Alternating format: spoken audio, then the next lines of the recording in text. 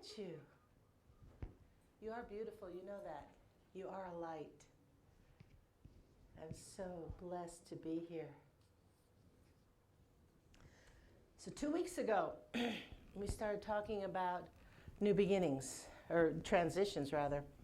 And we started out with, endings, the void, and embracing a new beginning. Okay. So, endings. Isn't it funny that first you have to end something before you can begin anew? It seems kind of out of whack, but that's just the way it is. And then we have the void. We all know about the void, don't we? That is that place where you are kind of lost feeling. And in the example of the caterpillar, remember, going into the cocoon, and to be in that place where you really, it's just an oogie mess. And we all feel that way once in a while, don't we? That there's nothing there for us. What hope is there? And we have no clue of what's going to happen on the other end. Imagine that caterpillar being in there and just being with that experience. And then, of course, we have the new beginning. And this is where we come out of the cocoon. What perfect timing to be discussing this, not only because, yes, I am leaving and this whole community is going through a transition process, but that this is right after Easter. And what was that whole experience of Easter? If not, the ending, that crucifixion. And what's fun about, it's not fun about crucifixion, but interesting is, remember the last words of Jesus on the cross? And they were, Eli, Eli, lama sabachthani. And most translations that we have today say, my God, why hast thou forsaken me? Remember that? And the thing is, Mr. Lamza, who lived in the Middle East, he grew up there, and he decided he was going to translate the Bible from the original Aramaic. And what he discovered was what those words really meant were, my God, for this I was kept.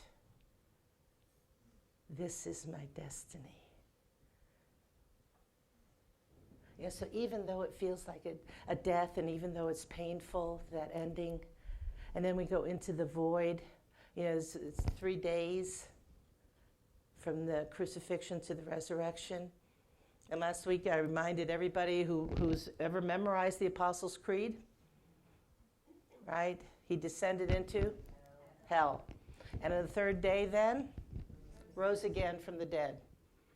And that's what happens. We go into that void, and very often it feels like hell. What am I going to do? And if you would just tell me what there is to do, I'll do it. Right? Go into that place. Just help me. But this is, that void, that what might seem like a hell is actually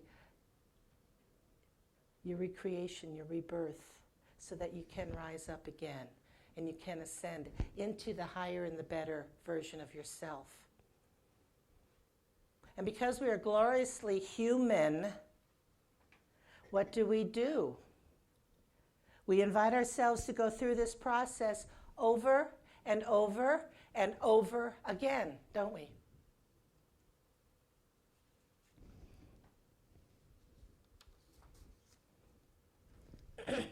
And it happens throughout the Bible, where we have to have these endings and these periods of the void. Remember when Moses took the Israelites out of Egypt? And remember their initial reaction? They had an ending. They had an ending to their slavery. Wouldn't you think that would be something to celebrate? And what did they do? Oh, gosh. Murmur.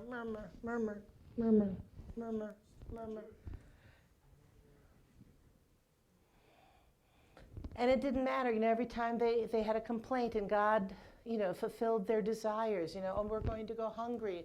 And what did God do? He brought them manna from heaven. And what did they do? They got greedy, right? They didn't trust. Yes, I know that we're having difficulties here.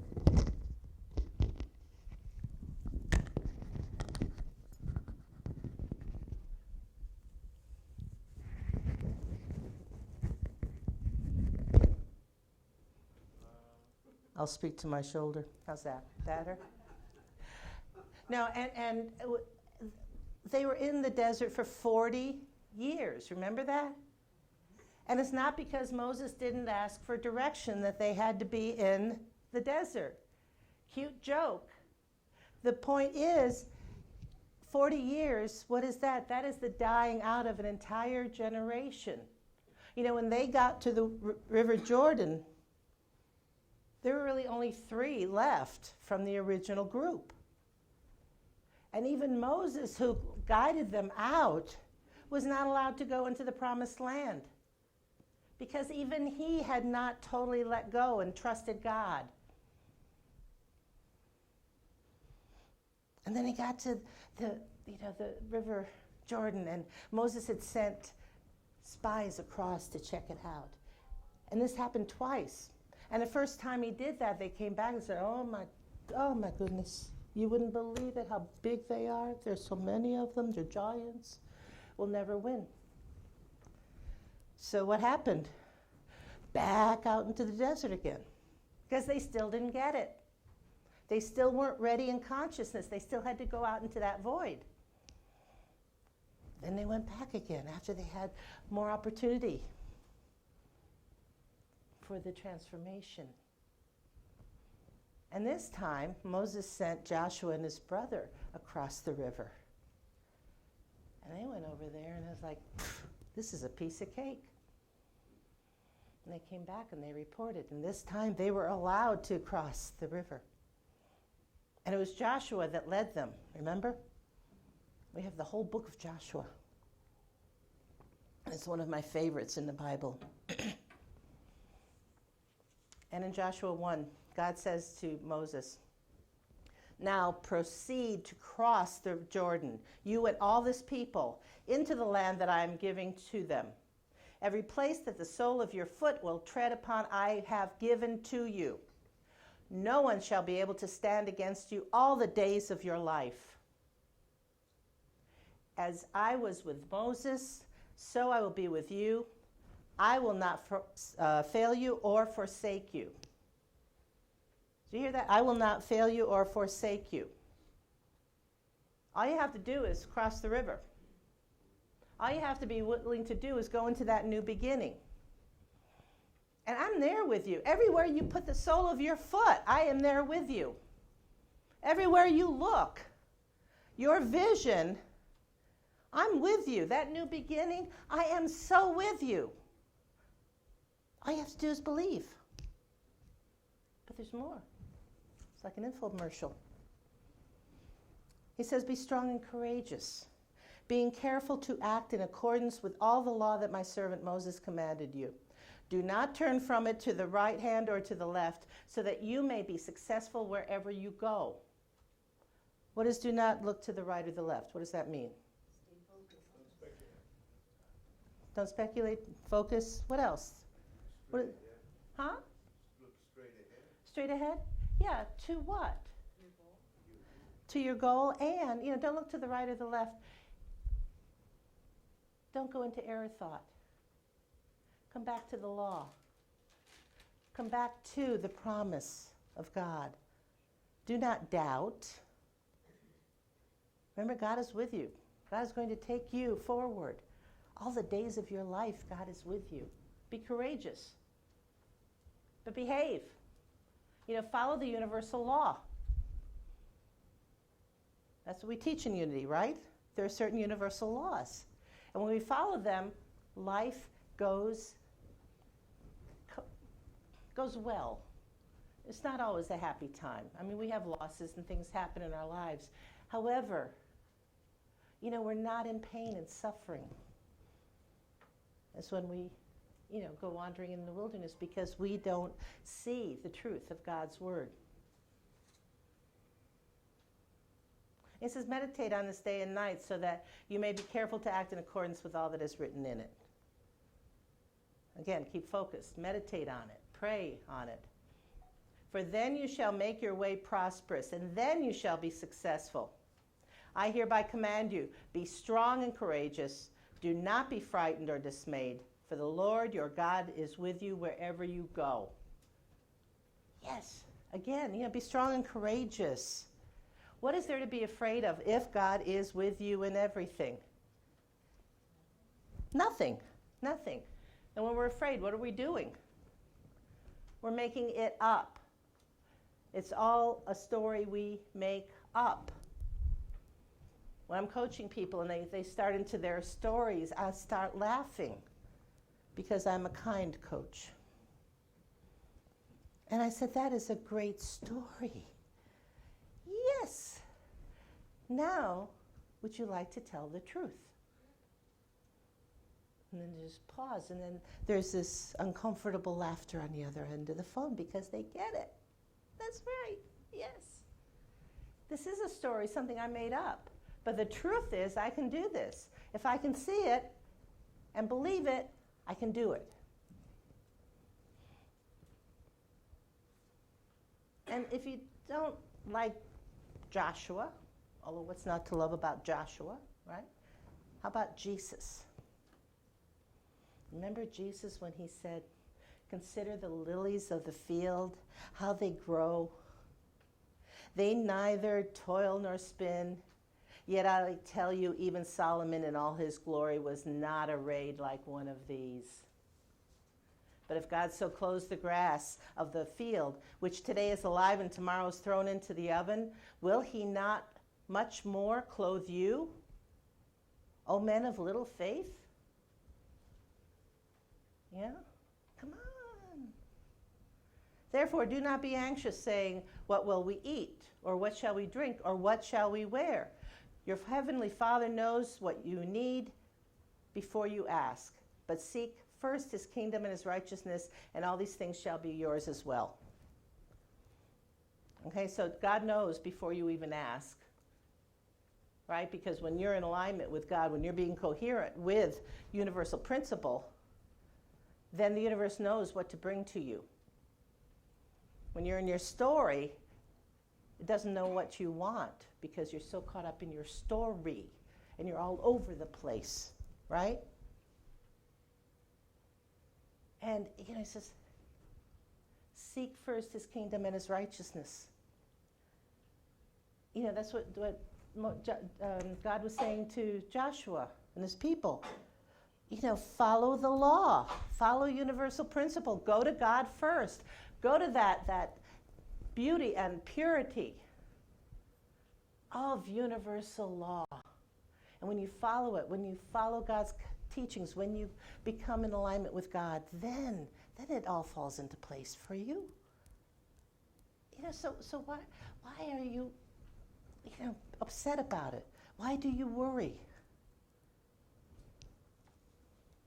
And so why do I mention two men so far apart? Yes, they're centuries apart.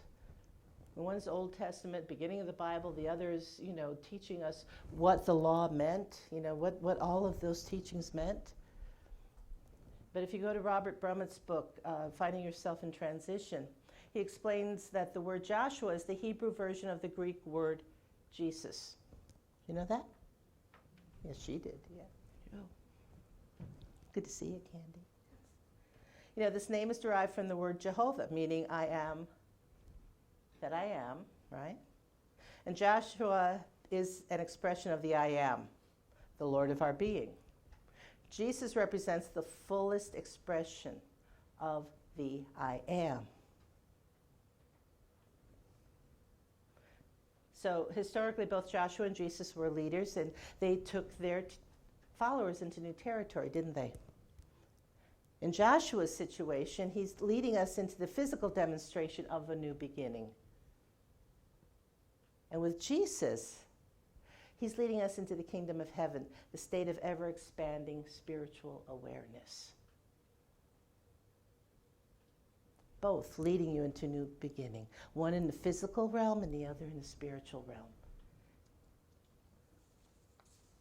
Jesus leads us to the ultimate new beginning, which is the awareness that we are spiritual beings having a human experience in truth, ever and always one with God, the Father within. That's what we're doing. That's what we're doing in the new beginning. We're getting in touch with that new beginning, with that truth of who we are. So let me ask you something. If you could choose the next phase of your life without looking at any constraints, what would you choose? What would you choose? Now we're going to do things a little differently this morning. Usually the meditation is at the end. I'm sneaking it in right now. How's that for change? And so that you don't have to worry about it, you're going to take this home. This is your homework. Ha! Her last Sunday and she gives us homework. Wow. Yeah. Great teacher. Yeah. Thank you, yes. Okay, she won't be here to check if we did it. You'll know. I have spies. God is not the only one with spies, okay? No. So don't look at this, though. This is to take with you, all right? So right now, what I'm inviting you to do is close your eyes and go within. And Vita's going to play some background music for you, just so that you can get into that space. And breathing deeply.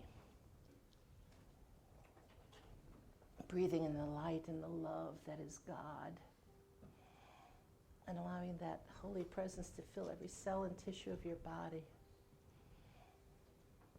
And where you might be feeling any discomfort, any dis-ease, allow God's healing light and love to release that dis-ease, that pain. That pain could be mental, physical, spiritual.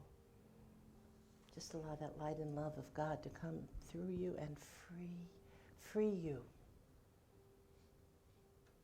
to be who you truly are.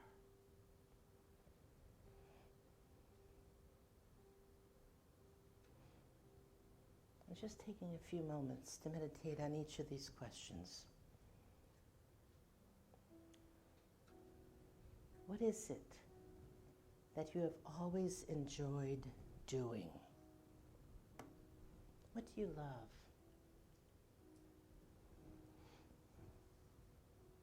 Take that into your heart. Think on it. I mean, really, what do you enjoy?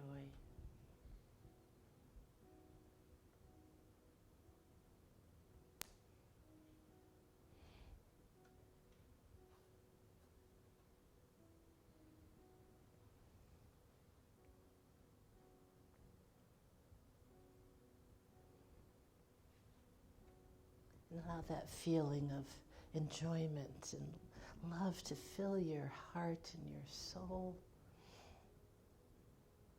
Capture that higher vibration energy of what you love doing.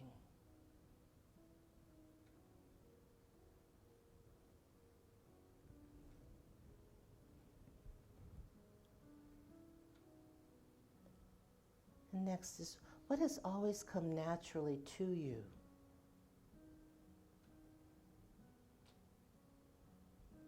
What has always come naturally to you?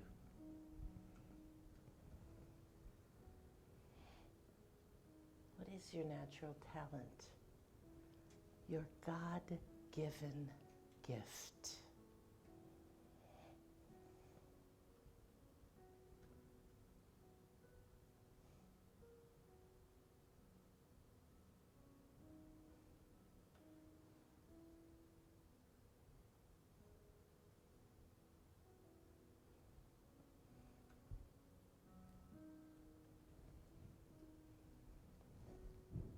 Third, what would you do with your life if you are not concerned about money or time or your age,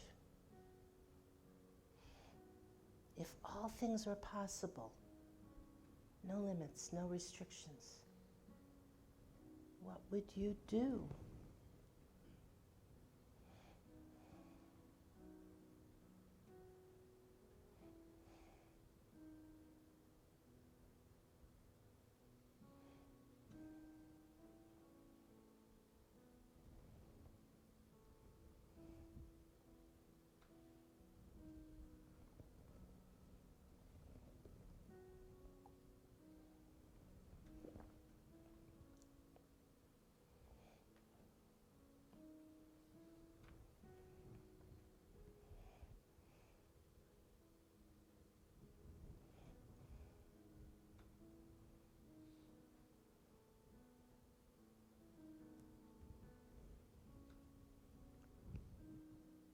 What would you do if you knew you could not, would not fail? If it were guaranteed that you would be successful, what would you do?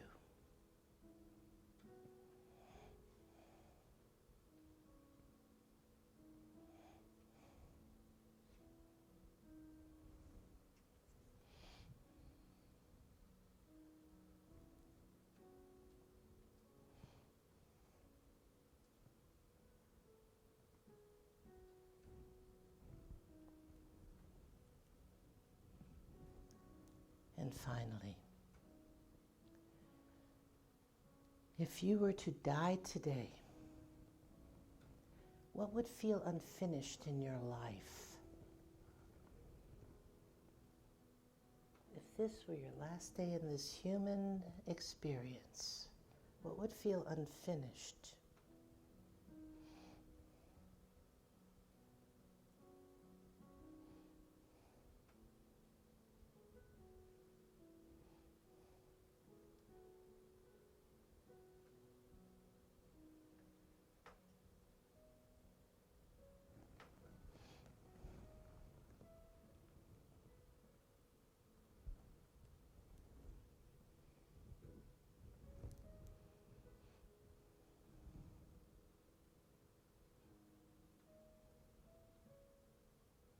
As you return to this time and this place,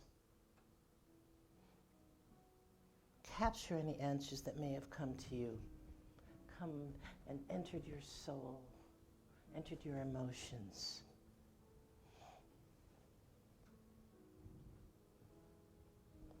And take these answers home with you and delve more deeply.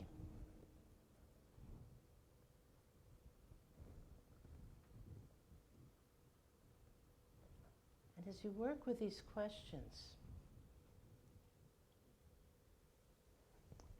just think of that. Remember that you can design your entire life.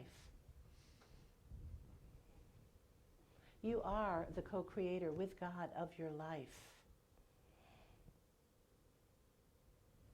What would that life be? Imagine that, you've got the book in front of you, right?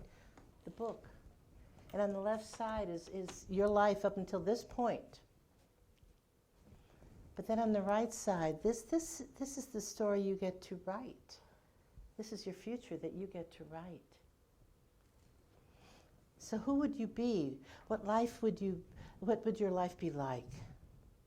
How would your story end? That's your homework. That's part of creating your new beginning. And in all of this, to invite the word of God to work through you. What is your divine purpose, your divine plan, your divine destiny? And that might sound very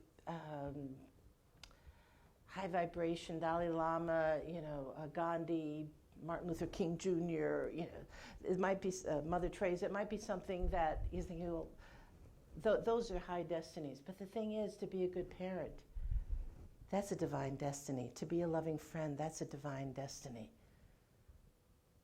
to take in homeless animals. Perhaps that's your divine destiny.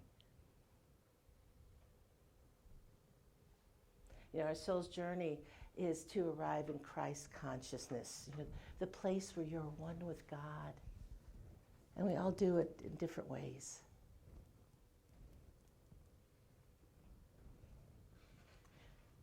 As you work through this, you might wonder, well, how specific should I be as I'm going through this? And my suggestion is go for the goal, go for the dream. Don't worry about the how. We get so caught up with the how. I remember a couple in Massachusetts, Susan and Joe. They had 2 beautiful children. And both their parents, though, moved to Florida. It's the kind of thing that people in New England do. They moved to Florida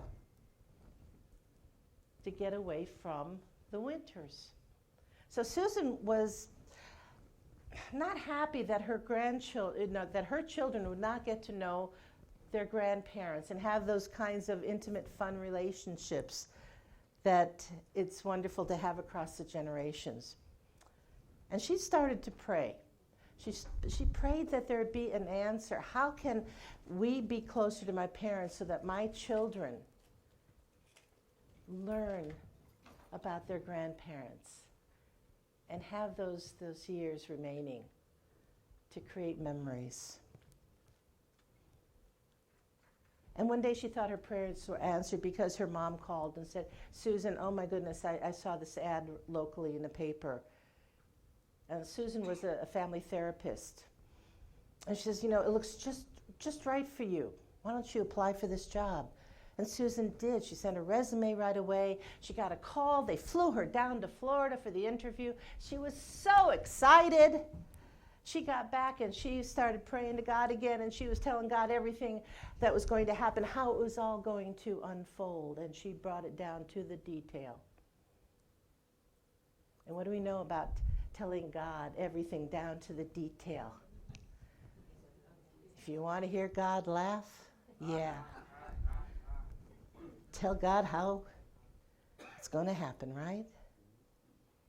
Well, what do you think? She did not get the job. And she couldn't understand it. And she's just like, what happened? How did this happen? And she was asking herself. She was asking anybody who would listen to her. Why did this happen to me? And then she realized what she was doing. She says, okay, that obviously was not the answer. And she went to prayer again. But this time she asked different questions. This time she said, God, where would you have me go? What would you have me do? And when she went into this place of openness and receiving, something else happened. But this time, her husband, who had a great job with a corporation that was in several parts of the country, they called him in and they said, Joe, we're downsizing this office, so you have a choice. You can either take an early retirement package or you can move to our office in Florida. And guess where that office was? The same town where their parents lived. So what did they do? They said yes. Letting go of the details. Not worrying about what you have to do right now, but just being clear on the dream. And when you're clear on the dream, then you're guided. What's the next step? That's when it's clear what resources you need. And because you have a dream and a vision that is so clear, God then knows what resources to send you. Because when you get caught up in the details, I need the money, I need the relationship, I need the education, I should be younger, and you go through all this mental mischief, right? And you let it keep going, and it turns into mental mayhem. Let it go. Get clear on your dream. That's what we're doing here. I have a dream. You have a dream for Unity Center in the Valley, right? Be clear on the dream and know that all the details, they'll just take care of themselves. You know, Jesus said, do not heap up on empty phrases when you pray. You know, when you go into the details, isn't that what you're doing? You're heaping up on empty phrases. God doesn't need to hear it.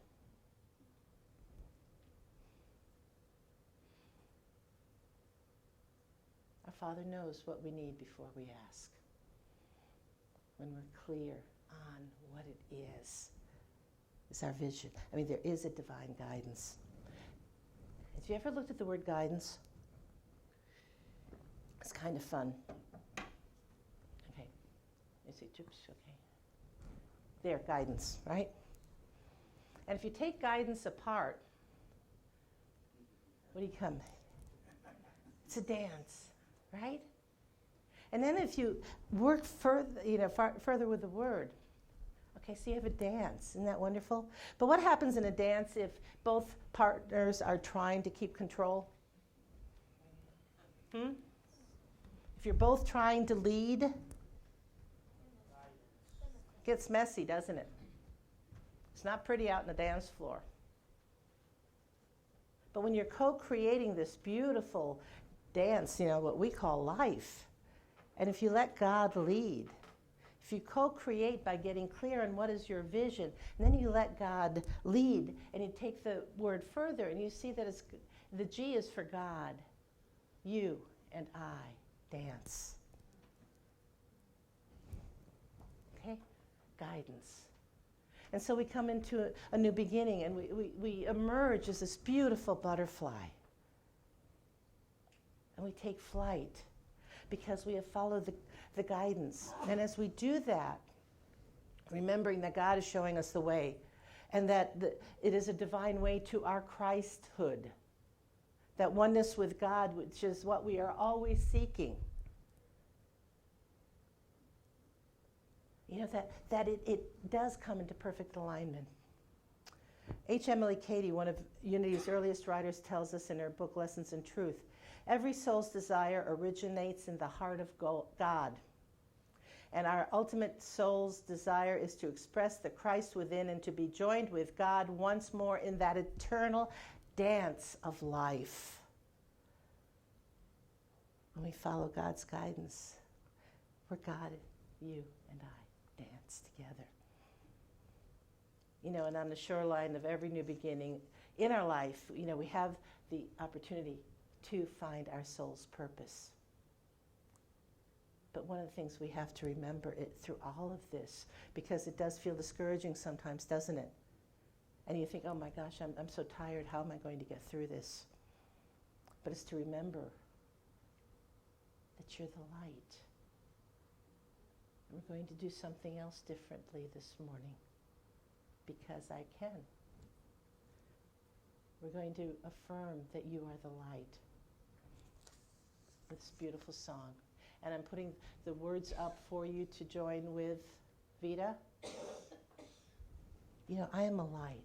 Let's go to that place of I am the light and proclaim it. Name it, claim it, and proclaim it. And then I'll come back up and we'll finish. All right? Vita.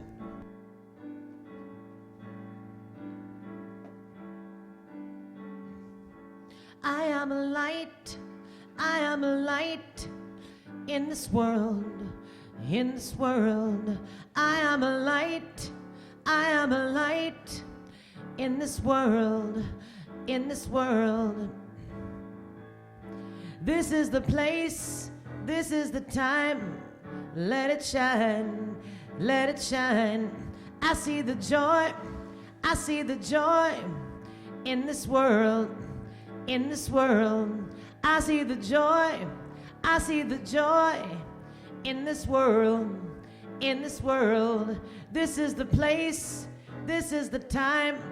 Let it shine, and let it shine. I'm living love every day. I'm living love every day. Living love every day. I'm living love every day. Living love every day. I'm living love every day. Spreading peace along the way. Right time, right place. Living love every day. I am a light. I am a light in this world. In this world, I am a light. I am a light in this world. In this world. This is the place. This is the time. Let it shine. Let it shine. This is the place. This is the time. Let it shine.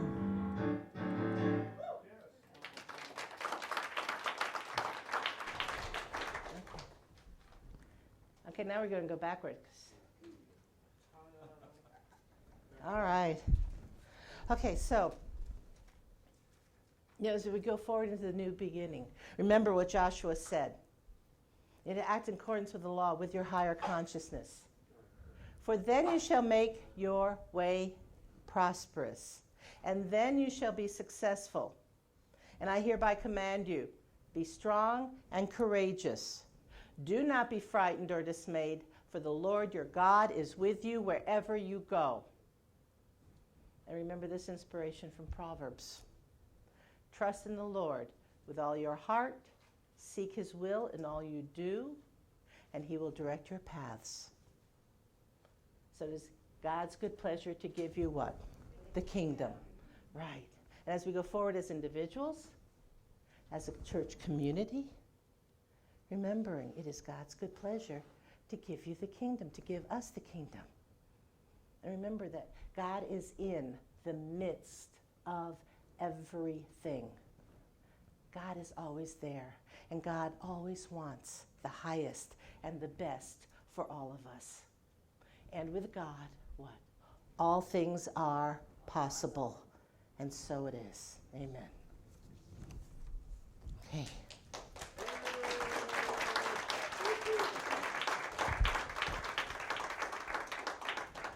Okay, let's see. What did I just? Oh, there.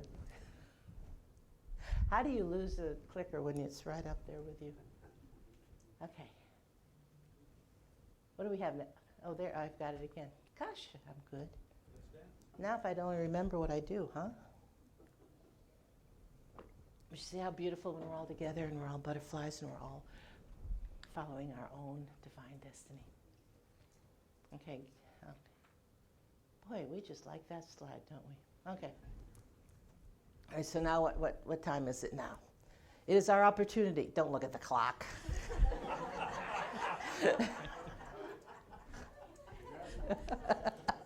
I like that. I'm a simpleton, sorry. Yes. That's what we love about you. Did you get my text? I saw your article. Did I send the Oh, text? yes, Yeah, thank you yeah. so much. Cool. Yeah, once in a while I read something that they give me. She was in an article. She was interviewed with someone else. It's just would just say we knew you when. Mm-hmm. Uh-huh. Cool.